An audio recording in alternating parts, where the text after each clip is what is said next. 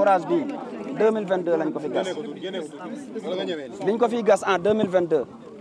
dañ fi def mboq 12 hectares maïs LG semence hybride LG 336 ñu récolté fi 547 sacs de 90 kilos fii ci 12 hectares yi ñu récolté fi 547 sacs de 90 kilos fekk defoon nañ ci àll ba fële fi gerte ne defoon nañ fa mboq en tout bi ñu récolté am nañ 100 tonnes ñu génne 170 sacs de 50 kilos def ko asaka ci biir dëkk bi ñu dëkk les témoins oculaires sont là 170 sacs ñi ko doon distribuer ñu ngi sama gannaaw li des bi ñu ko jaayee ci lañ ñëw fay 14 millions un gars qui s'appelle Moustapha Bar il est de Dakar mooy entrepreneur bi nga xam ne moom laa signé loon contrat pour gas forage bi en 2022 bi ma ko gasee ba pare jënd pompe 18,5 à 3 millions Moustapha Bar moo ma jaayoon ki ma jaayoon pompe bi jënd ay colonnes 30 colonnes de 4 pouces à 67 000 francs la colonne jënd ci 30 colonnes lépp forage bi rek ak colonnes yi ak pompe bi 19 millions moo nekk ni taxaw 19 millions lii bokkagu ci moo nekk nii ñu jënd groupe électrogène 6 cylindres dët ki ñu ko jaay mu ngi tudd Moussa Dieng mu ngi dëkk Mbacké mu taal otom andil ñu ko essayel ñu ko testel ñu ko mu baax ma dem Dakar dew ma Dakar Koungheul laa dem yónnee Solevo 3 millions ñu jaay ma 50 sachet takkaay sachet bu ne ñu jaay ma ko 60 000 francs à l'époque ma jënd ci 50 sachet jënd samay semoir artificielle ñëw def semi direct soble semi direct boobu maa ngi ko defoon pratiquement ci mois de janvier parce que forage bi ci novembre lañ ko gas balaa ñuy pare installation yëpp presque mois de janvier jot na ñi ko doon gérer à l'époque tim ñu ngi ci ndaje mi bi ñu nekkee di arrosé ba soble presque am ay 1 mois 15 jours 2 mois yu moyen tuuti machine bi coulé bi machine bi groupe électrogène bi coulé bi mu ki coulé soble bi yàqu liñ investiroon Cheikh Rafal baax forom dënd ko liñ investiroon yëpp tombé à l'eau mu métti mais bàyyi wuñu ñu def kaane affaire yi dox déwén si ci biñu demee ba mois de juillet yàlla dimbali ma xamale ma ku ñuy wax Sédar Ngom mu nekk coordinateur Proval CV nekk Kaffrine Sédar bi mu fi ñëwee gis ni may liggéeyee ne ma Cheikh Moustapha ma ne mu ne ma dinaa la dimbale ba Proval jàppaleel nga am ay panneaux solaires muy 60 panneaux solaires yii di dawal pompe bi Sédar ñëw montel ma ko muy Proval CV ñu leen di sant bu baax di leen gërëm teewul bàyyiwuñu ñu gas fii defar fi bassin bii c'est 36 mètres de long 12 mètres de large mu ubbee ko 16 mètres ci kaw profondeur 3 mètres 40 ñu def ko à base bassin bi ku ñuy wax Malick Sène moom ma ko defaral Malick Sène moom boole naa ko ak Birane sax barki dem ba mu defaral ko benn petit bassin c'est lui Birane bii defar piment Birane bi nga recevoir oon noonu Birane maa ko daan jaay kaane fii depuis 2013 Birane ren la mës a bay kaane ñun ñoo ko jàngal ni ñuy bàyyee kaane loolu nag ñu doon def état lañ ko defal parce que fii milieu bii ñu nekk nii créé nañ fi loo xam ne nii je ne pense pas que ni am na leneen lu ko féete kaw ci wàllu développement parce que ñi fi xëy di fi gis seen bopp en terme de saisonnier rek nii y a 7 personnes qui sont là bokkul ak journaliers yi nga xam ne jigéen ñi nga xam ne ñooy jëmbat soble buñ defee semi direct ñoom ñooy bay bu tollee ci démarier ñoom ñooy démarier buñ tollee ci récolte ñoom la lépp ñu nag ñoom la bu ñuy def kaane la même chose cette année-ci on a fait 4 hectares de piment on a recruté 17 chefs de ménage yoo xam ne nii ci localité bi lañ dëkk ci biir région de Kaffrine parce que am na ñoo xam ne ñu ngi dëkk ba département de Malem Hodar ces 17 chefs de ménage là ñu jox leen kaani jox leen ndox maanaam jox leen pépinière jox leen ndox jox leen produit jox leen engrais jox leen lépp ne leen kaay leen ngeen liggéey lu ngeen am ñu séddoo te duñ dindi frais ils sont là y a de ces gens yoo xam ne boo coptee ñoom ces 17 chefs de ménage li ñu am ils ont un coût de 30 millions ils sont là tàccu leen loolu ils sont là te kaane googu ñu ngi ko jëmbatoon le 28 janvier te li tax sax génnewut lu ëpp lool dafa am benn virus bu fi jaar virus boobu bi mu fi jaaree kaane yi ne ci tund wi yëpp dañoo écarté ñun li ñu dimbale dañ doon traité ak des produits yoo xam ne nii vraiment des produits de qualité parce que it gérer 1 hectare de piment en terme de produits phytosanitaires ak engrais ñoom ñëpp boo leen dajalee ils se sont retrouvés avec un coût de 30 millions loolu nag bu ñu koy def dañu bokk ci projet Pastef yàgg cee xeex en 2022 ñu nekkoon fi candidat fii ci dëkk bi gëm projet bi gëm ne lii gunge projet bi mooy création d'emploi loolu moo tax lii ngay gis nëpp ñu def ko fi nga xam ne nii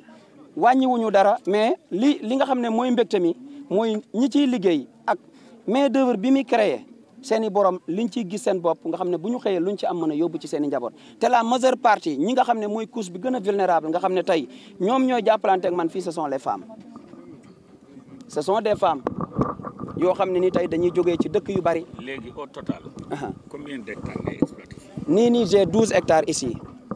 ci ferme bi fii j'ai 4 hectares à la maison encore moom it gas nañ fa forage. maintenant 12 hectares yooyu est-ce que lépp goutte à goutte la. non amul goutte à goutte je fais de l'aspersion système aspersion laay def li ko waral mooy su fekkoonte ne am na moteur boo xam ne ni tey moteur bu bees pulu la ma teg ko fii dinaa mën a def lan nga tuddee moteur.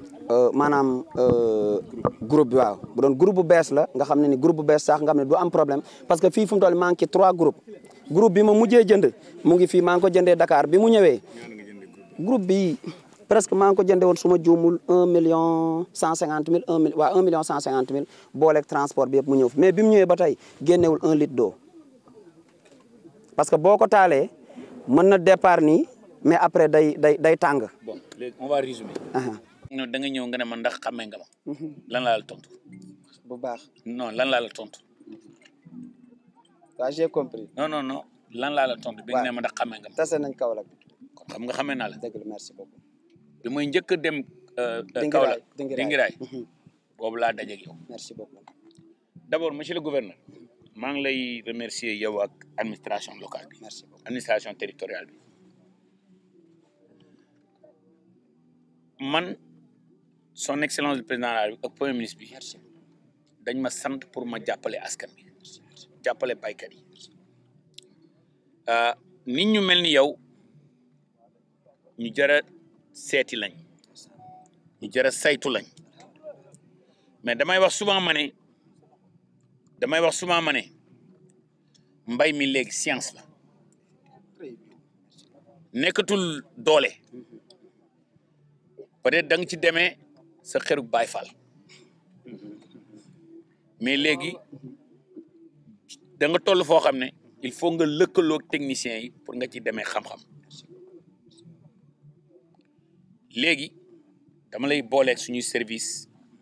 dafa am benn projet bu ñuy tuddee FSRP lépp lu ngeen di defati surtout yéen sénégalais yi affaire bi du xaalis kese du doole kese xam-xam daf ci bokk xam nga da nga jooy ne moteur bi mooy groupe électrogène bi ngay wax aspersion boobu ngay jooy goutte à goutte bee ko gën donc ce que je vais faire je vais demander à nos services ñu ñëw fi dinaa fi yebal INP dinaa fi yebal le directeur de l'horticulture ak ses services DER bi en principe war na la encadrer. bu baax ñu ngi jàppale bu baax. mais xam nga lu baax pour man saa si bi ñu tegle ci yoon parce que bi ma duggee maa ngi dox mais maa ngi gis li muy lëndëm maa ngi gis man mi lii ngay def dama koy def moi j'ai une ferme de 50 hectares. Je l'ai vu. ok donc pour résumer. dinañu seet nan lañu la gën a mën a jàppale ñu boole la ak FSRP li nga fi investir dañ koy xayma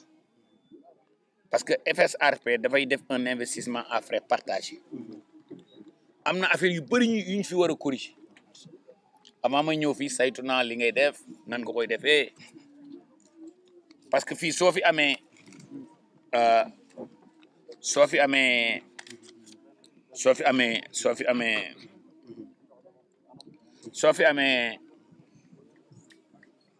groupe électrogène bu baax parce que mënoo def investissement yi yëpp ngay wax mënoo def investissement yi yëpp ba pare ngay wax moteur bi parce que moteur bi moom moo yore mooy moteuru oto bi damay aussi wax leen c'est vrai que sa calibre sa pas-pas tax na ma ñëw fi mais député Ibrahima Gueye El Hadj Gueye ak Ndeye Awa li yokk tax ma ñëw fii daf ci bokk macha allah depuis bi ma jógee ci tournée bi ba may door tournée bi la ma ne il faut nga ñëw fii macha allah sama population bi wax na ma seen soxla wax na ma li ngeen bëgg wax na ma priorité jeunes yi wax na ma priorité jigéen yi wax na ma priorité agropreneur yi donc loolu dama ne woon il faut ma teewlu ko fi macha allah léegi nag honorable li ma leen di suggérer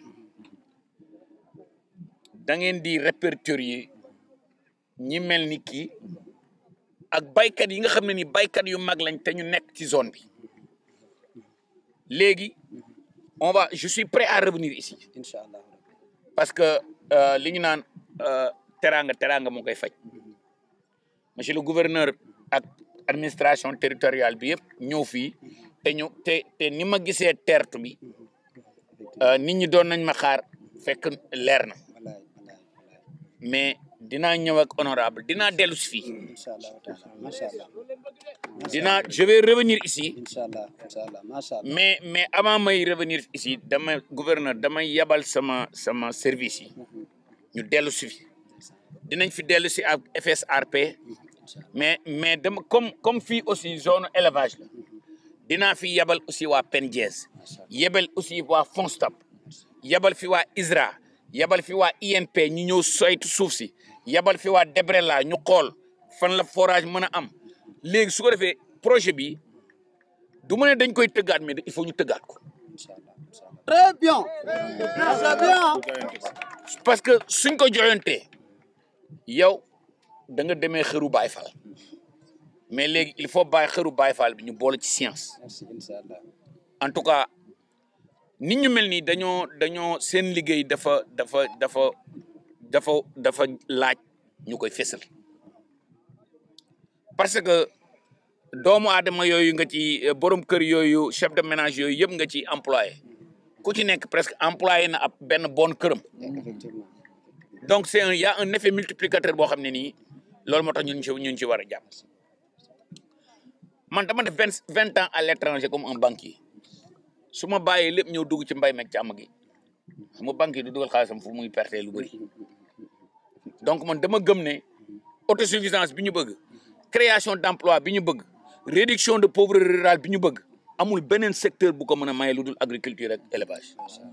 les gens ne peuvent aller parler de gaz parler de infrastructure balaa ngay dawal oto di nga lekk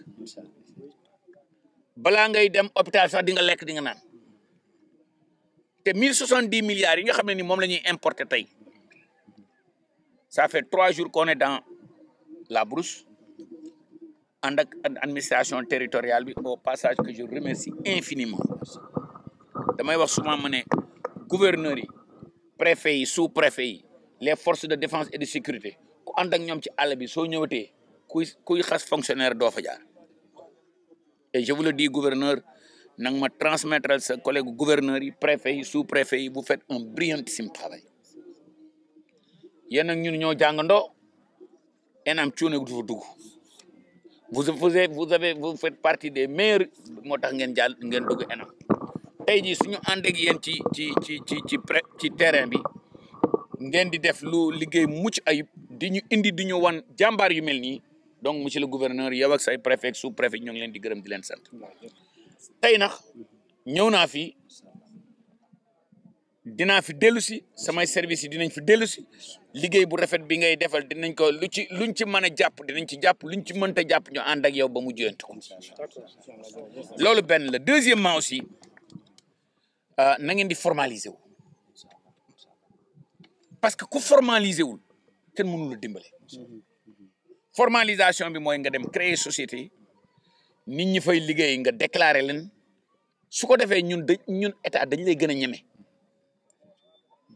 loolu benn la infrastructure yu mel nii aussi xam nga sànq wax nga ba ne damay def gerte contre saison périmètre irrigué bu mel ni soo ko amee mën nga def leneen lu gën contre saison parce que mën nga ñëw di reproduire ay semences certifiées pour ñun député bi mu ñëwee wax na bi ma demee assemblée liñ ma njëkk a sas mooy reconstituer le capital semencier semence boobu soo ko reconstituer anoor yi yëpp da nga leen di mën di distribuer ay semences su boobaa Makotop day devenir presque un centre agricole au vrai sens du terme nga xam ne léegi suñu yàlla dimbalee ba les coopératives agricoles communautaires et que honorable wax na ma wax nañ ci coopérative agricole communautaire yi nga xam ne ni moom la ñuy mébét fii yow soo nekkee ci poumon bi parce que si agri jàmbaar yi nga bokk accélérer développement agricole bi ak développement élevage bi day yomb en tout cas monsieur le gouverneur fi may daanelee rek mooy di la féliciter di la féliciter te tamit li nga def député bi gis ko ñun ñi ñëpp ñu gis ko mu jaral gouverneur bi jaral DRDR bi parce que fii avant ma fiy ñëw yaa tout am na 100 personnes ñuy lister di trier ba yow nga ñëw fi mu jaral gouverneur bi préfet bi sous préfet bi ñun ñi ñëpp mu jaral ñu ñëw fi heure bi donc gàcci ngaalama en tout cas on vous remercie on vous félicite te di la wax ne aussi son excellence le président de la République ak premier ministre bi ñëw fii la ñu sant jàppale nit ñu mel ni yow lañ sant te honorable député bi aussi def na ci kéemtalaay kàttanam pour mu ñëw wane liggéey bu rafet bi nga xam ne nii population yi ñoo ngi koy liggéey donc honorable yow tamit. ñun nag en tant que des fils du bassin arachidier ñun xam nañ bu baax a baax fi mbay mi tolloon ak fi mu yegg si tey engrais tey c'est à gogo cheratul te doy na pratiquement urée la même chose kilifa yi nga xam ne ñoom ñoo fi nekk tey nekkal leen fi yéen nekkal la fi surtout monsieur le ministre de l'agriculture et de l'élevage kilifa yooyu guddi ak bëccëg ñu ngi sonn pour ce que distribution d'intrants distribution de semences mu jaar ci yoon loolu ñu ngi la koy seereel tey buñ ne tey le président bi nga xam ne moo yor commission SECO bu Makayop en l'occurrence monsieur Faye ñu ngi koy sant di ko gërëm di gërëm Faye SDDR di gërëm it waa ANCAR di la wax ne monsieur le ministre chef de service yooyu bëgg nañ nga dooleel leen parce que ñoom ñoo ñuy accompagner y a un frère qui est entre eux et qui est là qui s'appelle Moussa Kama keroog bi ñu njëkk a xamante il a apporté ici beaucoup de semences boobu mu fi indi woon fii ci tool bi am na ay dames yoo xam ne ñu ngi ci commune bi dama leen a woo ñu ñëw ma may leen ci ne leen dem leen ngeen defari seen i tool kon monsieur le ministre ñu ngi lay ñaan chef de service yooyu nga gën leen a dooleel parce que y a un gap y a un manquement ngeen gën leen a dooleel SDDR yi ngeen gën leen a dooleel léegi nag ñu ñëw ci wàllu élevage comité bu mag a mag buy def élevage moo ne ci département de Koungheul tey c'est pas la commune de Makayop wala arrondissement Missirah Wadène kese ñoo lay teeru yaa département bi yëpp a fi nekk y a même des gens yoo xam ne Nioro lañ jógee xëy ñëw fii pour gàttandu si la parce que xam nañ bu baax a baax man lan laa représenté tey ci les producteurs locaux du Sénégal parce que bépp groupe WhatsApp boo xam ne tey ñu ngi ciy wax agriculture avec grand A tey kilifa laa fa ñëpp may déglu kon monsieur le ministre li ma lay ñaan encore une fois mooy Proval CV seen deuxième phase bi jàpp leen ci mu gaaw commencé tous les producteurs locaux yi bëgg a bay ngeen jàppale leen ñu am ndox mën a liggéey parce que ndaw ñi bëgg nañoo liggéey te tey li ñuy dem bitim réew di ko jëli buñ encadré gënee encadré yéen a ngi ci mais dolli leen xam nañ bu baax na yaa ngi ci parce que gis nañ jéego yi ngay dox ñun dañ lay suivre parce que yaay sunu ministre tey man je peux dire que ne fii ñu toll nii le meilleur ministre de l'agriculture du Sénégal buñ mës a am yow la en toute franchise loolu nag waxuma ko pour dara parce que man ku ma xam ne du ma waxantu su kaas jotee damay taxaw kaas ba tëdd ci naaj bi mais su wax dëgg jotee damay wax ba tëdd ci naaj bi effort yi ngay def nii musuñ koo gis kenn di ko def tey yaa ngi fi doog a ñëw ministre warutoon xaar ba 2025 muy doog a ñëw fii di ma seet si man parce que lu ne wane naa ko ci mbay fii ci département de Koungheul lu ne wane naa ko ci mbay kon ñu ngi lay sant di la gërëm di la wax ne sunu mbokki Haalpulaar yi ñu ngi fii forte mobilisation lañ def éleveurs yi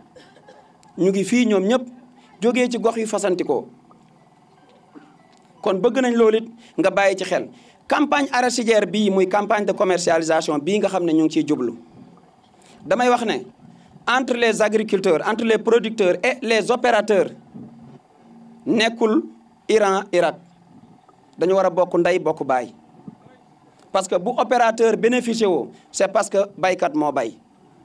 kon baykat yi ñoom lañ war a teg devant la scène ñoom ñoo war a jiitu bu loolu weesoo opérateurs yi ñoom it c'est des sénégalais comme nous c'est des frères yu jël seen alal investir di liggéey ak état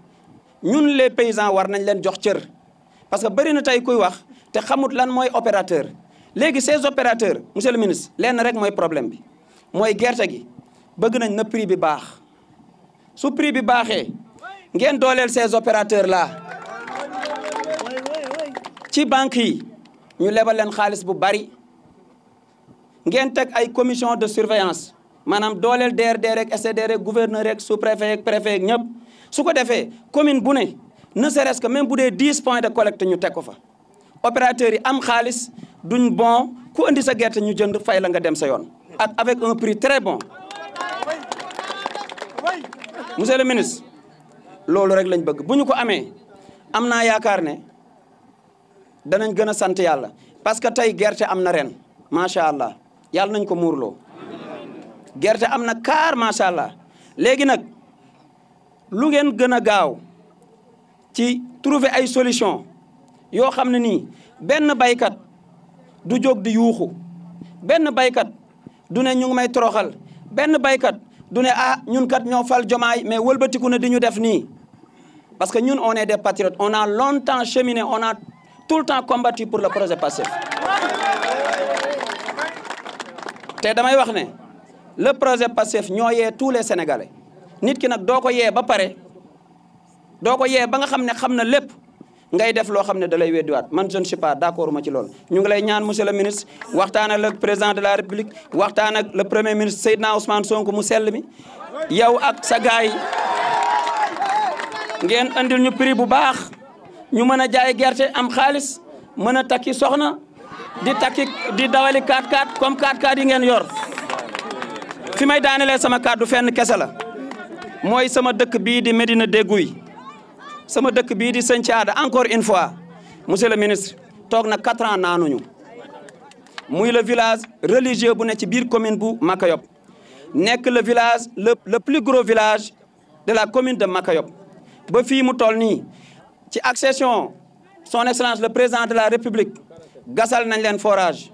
mais équipement yi lañ bëgg le plus rapidement possible yaag sa collègue le ministre de l'hydraulique monsieur le ministre nga dimbale ñu rappelé ko Médina Dégouy mu ñëw le plus rapidement possible installer ñu forage bi merci beaucoup on vous remercie. ba léegi yéen a ngi fi 8 heures ah waaw 8 heures ba léegi yéen a ngi fi monsieur le gouverneur yéen ak administration territoriale bi ñoo ngi leen di sant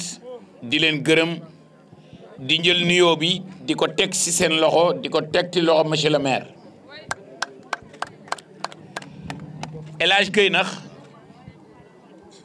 mënuma doore waxtaan bi te santuma ko parce que député bu am Pastef la parce que li tax ma ne député bu am Pastef la dafa topp suñu tournée bi di ma topp jour par jour mën naa ne sax heure par heure la dafa ma def marquage à la culotte ba indi ma fi léegi nag ni ma gisee sëñ Moustapha defee dama leen di proposer leen peut-être avec le député ak sëñ Moustapha ak jeunesse bi ak femmes yi dama bëggal ngeen defal ma un petit plan de développement agricole et élevage de fi ngeen nekk de la commune de Makayop. Le plus souvent même je fais la commande au gouverneur et xam naa suñu yàlla dimbalee man ak gouverneur loolu dinañ waxtaan ma ak moom parce que jaar naa Tamba ma wax leen nañ ma defal d'abord Kédougou nañ ma defal PEDAC plan de développement de l'agriculture intégrée de Kédougou, plan de développement agriculture intégrée de Tamba. Donc je vais demander la même chose au gouverneur bu Kaffrine. Mais aussi en plus de cette commande que je fais bu may defal gouverneur bi damay wax aussi député bi muy liggéey ak sëñ Moustapha ñu xool nan lañ leen di créer fii benn coopérative agricole communautaire. Parce que coopérative agricole communautaire boobu suñ ci defee benn centre de mécanisation sëñ Moustapha ñu jàppale ko te directeur DEMER balaa muy toog daf ne ma ah monsieur le ministre duñ ñëw ba fii kat te duñ indi sëriñ donc sànq dama wax sëñ Moustapha ne ko dinaa fi envoyé faat sama service yi ñu ñëw saytu tool bi liñ ci war a def ba upgrade ko ba mu mën a nekk benn modèle de ferme agroécologique boo xam ne nii non seulement dañ fi mën a reconstituer le capital semencier mais dañ fi mën a def mbayum noor ak nawet mais avec des rendements relativement plus supérieurs. dama bëgg a def tool bi benn centre de formation boo xam ne xale yi non seulement dañ fiy ñëw liggéey mais dañ fiy ñëw ñu leen di former man leen a formaliser financement bi door a ñëw. Donc, DEMER, je vais l'envoyer pour mu ñëw fii le plus rapidement possible ñu jël benn 5 hectares boo xam ne installation goutte à goutte bi DEMER dina la ko defaral. Mais loolu Serigne Boul El Hadji député bi presque man ak moom ñu joxe ko pour sëñ Moustapha mais nekkul loolu mooy moderniser tool bi. dinaa fi envoyé benn projet bu ñuy wax FSRP su ñëwee fii dafay saytu investissement yi ñu fi def yëpp lu ko méngool lañ lay accompagner donc suñ fi defee goutte à goutte indi fi peut-être solaire bi ñu xool est-ce que dañ ko war a renforcer wala war nañ ko renforcer def fi groupe électrogène je crois que ne upgrade bi day ñëw mais ba léegi loolu taxul rendement am parce que man nga yore oto te soo mënul dawal sëñ Moustapha sax mun na dawal mais xam nga un professionnel pilote ni muy dawee ak un chauffeur ni muy dawale bokkul donc dinañ indi techniciens yi ñu accompagner ko ba mu mën a nekk benn pilote formule 1 parce que dañ la nar a jox benn voiture de course léegi nag fi may daaneele mooy que ne dinañu liggéey ak El Hadj honorable député bi le plus rapidement possible ñu def ce plan d'affaires là plan d'affaires bi du bokk ak plan de développement régional bi te monsieur le gouverneur fu ma jaar j'ai fait la commande là-bas parce que le plus souvent dañuy wax ñu ne tout le monde a le droit d'avoir de l'électricité droit universel à l'énergie mais man li ma gëm les pays africains li ñu gën a soxla avant même courant mooy ndox au Sénégal il y a 525 communes rurales commune rurale bu nekk suñu fa yàlla dimbalee ba ngeen dem fa ngeen def fa 4 forages télescopiques bu dem ba nappe maastrichtienne bi ñu bari danañ bay su ngeen fàttalikoo son excellence le président de la République Abdou Diouf dafa amoon benn axe bu mu jëloon xaw ma ndax après qu'est-ce qui a dévié le Sénégal président Abdou Diouf dafa démarré woon benn kii bu ñuy waxee ba nit ñi tudde ko monsieur Forage madame Moulin xam nga monsieur Forage boobu suñ ko bàyyiwul woon tey ñëpp danañ bay 12 mois sur 12 mécanisation agriculture bi monsieur le gouverneur fu ma dem jooy nañ ma ko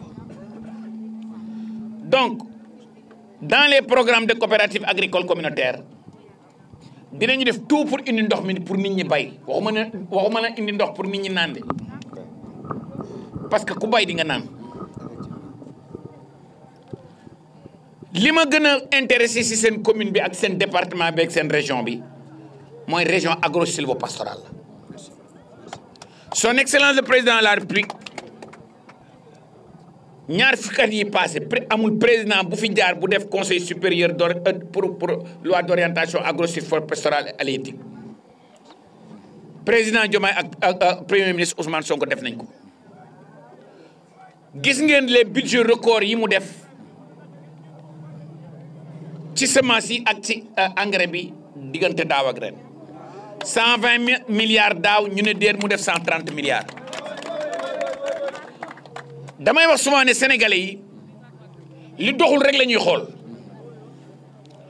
on a battu le record de pommes de terre 250 000 tonnes on a battu le record d'oignons 450 000 tonnes on a battu le record de bananes 105 000 tonnes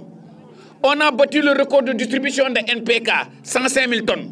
on a battu le record de distribution d'urée 120 000 tonnes ren on a battu le record de coton 25 000 tonnes c'est records yi ma leen di wax yëpp c'est des records de 10-15 ans cette année-ci yéen tamit vous avez peut-être les mêmes interrogations statistiques politiques mooy man duma politicien man statistique yi ma leen di jox waa techniciens yi ñoo koy def DAPSA moo koy def techniciens yi saytu ko man damay transmettre rek ren on va frôler la barre des 900 000 tonnes d'arachide ñebe kii maïs on va frôler la barre des 630 000 tonnes dama wax bërki démb bi may ñëw fii dama wood madame Nimna Diakité bu fait promesse ma ne ko yéen su ngeen ma joxee statistique gu production yi ces 5 dernières années dama leen di gëm parce que yéen ay bay ma ne leen jox leen ma statistique yéen yi ngeen defee ne production bi loolu la ñu comparé koog 630 000 tonnes yi nga xam ne nii techniciens yi noonu la moom lay bay xam nga lan moo tax ma gëm statistique yi ma techniciens yi li tax ma gëm ko biñ ma joxee 130 milliards di contribuable sénégalais demal jënd engrais demal jënd semence yéen ay baykat ngeen quantité biñ fi joxe teel giñ ko joxe ak nañ ko joxe ànd ak force de défense et de sécurité ànd ak administration territoriale bi ànd ak composante yëpp ñu koy saytu est-ce que mas ngeen ko fay gis donc jubal jubanti foofu la commencé. Son Excellence le président de la République ni ñu ma nommé moo lay waneel ñi nga jubal jubanti dans l'histoire politique du monde musuma gis nga nommé ministre boo xam ne mosoo ko gis ministre boo xam ne xamoo ko mosoo ko gis mosoo ko sax nuyu da nga gis li muy def nga dégg li muy def rek nga woo ko ngeen waxante téléphone benn yoon ñaari yoon nga nommé ko ñooñu ñu bëgg a jubanti réew mi lañ. Le message que bi may lancer Sénégalais yi soyons patients pour construire ce pays. Son Excellence le président de la République ak premier ministre bi c'est pas parce que samay patron lañ que je dis ce que je vais vous dire ñu bëgg réew mi lañ te ñu dëggu lañ man nag wax ci mbooloo dafa yombul parce que soo waxee mën ngaa juum nit ñi interpréter ko neneen yàlla na leen yàlla boole ñoom ñaar ba ñu mel ni ñaari baaraami doigt bi ñaari baara loxo te mébét bi ñu am ci réew mi yàlla na leen ko yàlla àggaleel. Je vous dis que son excellence le président de la République ak premier ministre bi 24 heures sur 24 heures la ñuy liggéeyal réew mi lu doxal réew mi ci la ñuy yendu di ci gontu te li ñu defal mbay mi defal ko càmm gi budget record yi di ko saytu xoolal prix bi ñu jëndee gerte gi daaw defe naa mos fee am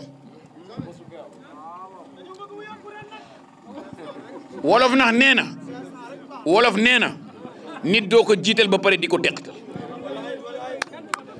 yàlla nañu yàlla dimbale ba nawet bi nga xam ne nii commencé nañ ko ci bismillahi rahmaani rahim yàlla nañ ko eggale ci alhamdulillahi rabbil alamin on va vers une consultation nationale pour déterminer les prix dinaa leen fi may daaneel